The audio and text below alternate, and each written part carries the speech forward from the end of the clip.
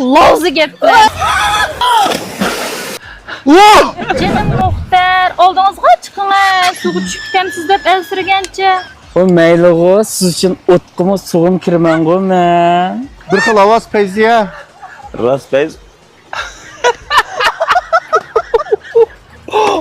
Aka saqmı ya. Xeyirgan sen bek lovuzu küldigan bo'lib qolding ya. Tamam. Oy, nima bo'ldi?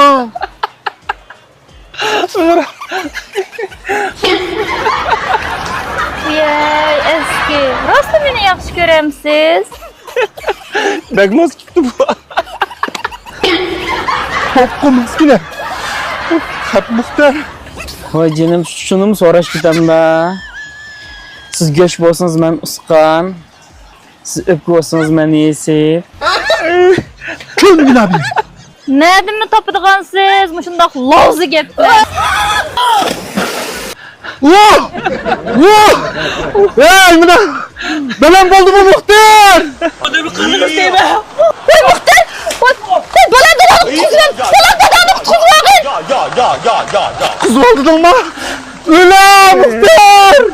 这是什么道歉呀？请别治啊！